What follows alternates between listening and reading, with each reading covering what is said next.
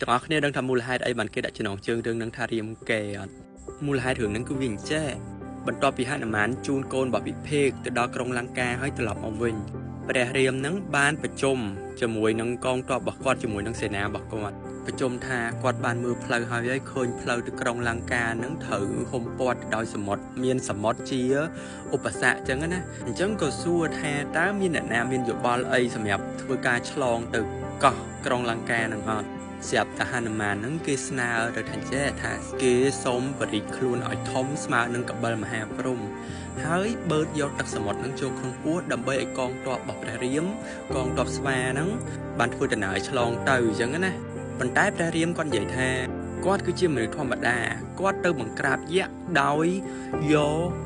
ធម៌ទៅបង្ក្រាបអធម៌ដល់អញ្ចឹងបើសិនជាយើងប្រើមន្តអាគមប្រើវិជាសិលវាដូចតែយើងអាងមន្តអាគមអាងវិជាសិលដែរហ្នឹងគាត់ចង់ទៅលក្ខណៈថាគាត់ជាមនុស្សមានធម៌មានបុណ្យមានភាពត្រឹមត្រូវនៅក្នុងខ្លួនអញ្ចឹងគាត់ត្រឹមតែជាមនុស្សធម្មតាក៏គាត់អាចទៅឈ្នះជាមួយនឹង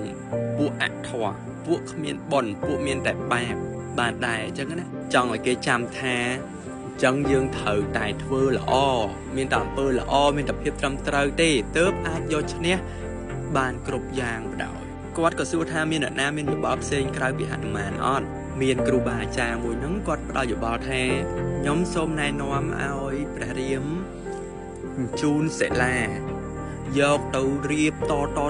គ្នាដាក់កលើគ្នាដល់ដំណើរដើរទៅដំណឹងដើម្បីចងជាស្ពានទៅកោះលង្កាហើយនឹងដាក់ឈ្មោះស្ពានហ្នឹងថារាមកេតំណាងឲ្យកេឈ្មោះរបស់ព្រះរាមឲ្យជាការចងចាំទូទាំងចក្រវាឡព្រះរាមនឹងក៏យល់ឃើញចឹងដែរក៏បញ្ជាឲ្យសុគ្រីព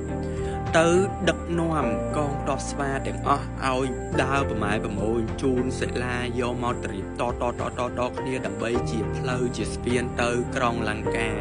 នេះវគ្គក្រោយហនុមានមកជួបជាមួយនឹងនាងសុវណ្ណមច្ឆាហើយអូយស្នេហាគេរ៉ូមែនទិក